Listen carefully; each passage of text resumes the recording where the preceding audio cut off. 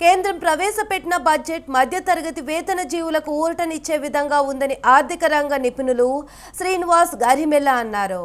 గతంలో 7.5 లక్షల వరకు ఉండే ఆదాయ పన్ను ఇప్పుడు 12 లక్షల వరకు ఉందని చెప్పారు.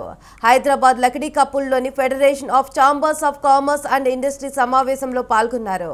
గతంలో 8.2 పడిపోయిన భారత జీడీపీ 2024-25లో మరింత పడిపోయిందనే ప్రచారం జరుగుతుందన్నారు. ప్రస్తుతం జీడీపీని పెంచే దిశగా బడ్జెట్ రూపకల్పన జరిగిందని శ్రీనివాస్ అన్నారు. ఉద్యోగాల కల్పనకు బడ్జెట్లో ప్రాధాన్యత ఇచ్చారని అంటున్న ఎఫ్టీసీసీఐ ప్రతినిధి శ్రీనివాస్ గరిమెల్లతో మా ప్రతినిధి విశాల్ ఫేస్ టు ఫేస్.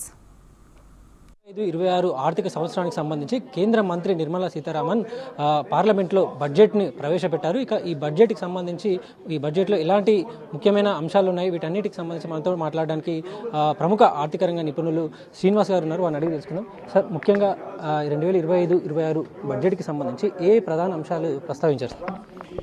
మీరు లాస్ట్ ఇయర్ బడ్జెట్తో కంపేర్ చేస్తే ఆఫ్కోర్స్ కంటిన్యూటీ ఉండాలి కాబట్టి లాస్ట్ ఇయర్ బడ్జెట్లో ఫోకస్ ఎంప్లాయ్మెంట్ జనరేషను, అంటే ఉపాధి కల్పడం, దాని తర్వాత స్కిల్ జనరేషన్ మీద ఫోకస్. అదే సెక్టర్కి కొంచెం కంటిన్యూస్గా ఫోకస్ చేస్తారు. మనకి మీరు చూస్తే ఎంప్లాయ్మెంట్ జనరేషన్ చూసుకుంటే 3 సెక్టర్లు మ్యాక్సిమం. ఒకటేమో లెదరు, రెండేమో food and fish processing, sea food processing అనేది, మూడోదేమో టెక్స్టైల్స్. ఈ మూడింటికి కొంచెం ఫోకస్ చేసి కస్టమ్ రేషనలైజేషన్ చేయడము, లేకపోతే క్రెడిట్ గ్యారంటీ కవర్లు ఇవ్వడం, దాని తర్వాత లేకపోతే మన కంప్లైంట్స్ బర్డెన్ తగ్గించడం చేశారు. సో దానివల్ల మా అభిప్రాయం ఏంటంటే, మా ఆశ ఏంటంటే ఎంప్లాయ్మెంట్ జనరేషన్ బాగా ఉంటుంది. అట్లానే స్కిల్ జనరేషన్ ఫోకస్ కూడా చేస్తున్నారు. ప్రతి స్టేట్లో వాళ్ళు స్కిల్ జనరేషన్ ఫోకస్ చేస్తున్నారు. సెంటర్స్ ఆఫ్ ఎక్సలెన్స్ పెడుతున్నారు. తర్వాత ఫండ్స్ ఫర్ ఇన్నోవేషన్ పెడుతున్నారు. విద్యార్థులకు కానీ అంటే చదువుకున్న ఏదైనా రుణాలు, వాటికి సంబంధించిన ప్రస్తావన ఏమైనా వచ్చిందా సార్? అది రాలేదండి. అది ఎక్స్పెక్ట్ చేసాము. ఈసారి ఏంటంటే వొకేషనల్ ట్రైనింగ్ మీద ఫోకస్ చేస్తారని, అది రాలేదు.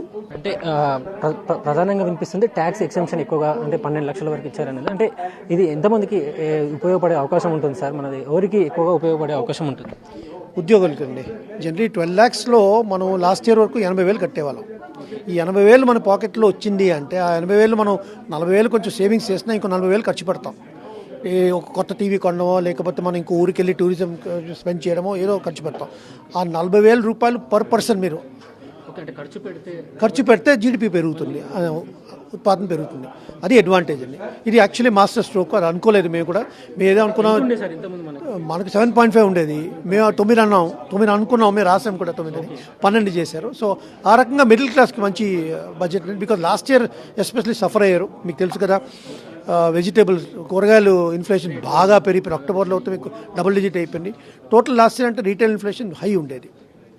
ఓకే, ఇప్పుడు ఇన్ఫ్లేషన్ కంట్రోల్ చేయడానికి అది చూసుకోవాలి. బికాజ్ ఈ డబ్బులు ఎక్కువ ఉన్నప్పుడు, డబ్బులు ఖర్చు పడుతున్నప్పుడు మళ్ళీ ఇన్ఫ్లేషన్ పెరగడానికి అవకాశం ఉంది. దాన్ని ఎలా కంట్రోల్ చేస్తారో చూడాల్సి వస్తుంది. అంటే ఫిస్కల్ డిఫిసిట్ అని కూడా ఒకటి ఉంటుంది కదా సార్, రాబడులు వ్యయాలకు సంబంధించి.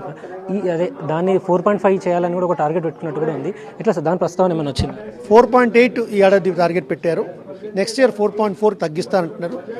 నా అభిప్రాయం, పర్సనల్ అభిప్రాయం అడిగితే అంత ఫోకస్ చేయక్కలేదు. ఫిజికల్ డెఫిసిట్ మీద మనం కొంచెం ఎక్కువ ఖర్చు పెట్టినా పర్వాలేదు, 5.5 చేసినా పర్వాలేదు. ఎందుకంటే మన గ్రోత్ ఓరియంటెడ్ ఎకానమీ అవ్వాలి, మన కంట్రీ పెరగాలి. సో నా అభిప్రాయం అంటే 4.8, 4.4 ఓకే, 5 అన్నా పర్వాలేదు నా అభిప్రాయం, పర్సనల్ అభిప్రాయం.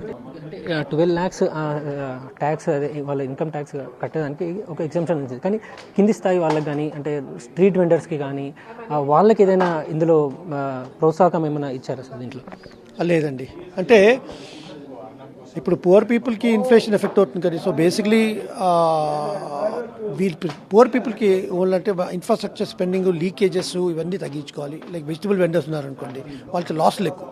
వాళ్ళకి కోల్డ్ స్టోరేజ్ లేదు. వాళ్ళు వెజిటబుల్ ప్రొడ్యూస్ చేస్తారు, అమ్ముతారు, లేకపోతే వేస్ట్ అయిపోతుంది, రోడ్లు పడేస్తారు. దాని బదులుగా ఇప్పుడు కోల్డ్ స్టోరేజ్ ఫెసిలిటీ వస్తే వాళ్ళు ఎట్లా ఉంచుకొని మెల్లిమెల్లిగా అమ్మొచ్చు. సో అది ఇన్ఫ్లేషన్ కంట్రోల్ అవుతుంది, ప్లస్ స్ట్రీట్ వెండర్స్ కూడా సేవ్ అవుతుంది. అలాంటిది ఏంటంటే సార్, అంటే ఈ ఇన్ఫ్రాస్ట్రక్చర్ పెంచాలి. ఇండైరెక్ట్గా చెప్పారండి, డైరెక్ట్గా ఏం చెప్పలేదు, ఇండైరెక్ట్గా ఉంది అంతే. By saying that cold chain infrastructure బాగా పెంచుతా అని చెప్పి ఇండైరెక్ట్గా ఉంది. ఫైనల్గా చెప్పండి సార్, బడ్జెట్ ఎట్లా ఉంది మనకి? ఓవరాల్ ఇండస్ట్రీ పరంగా అయితే యావరేజ్ అండి, కామన్ మ్యాన్ పరంగా అయితే వెరీ గుడ్ అండి.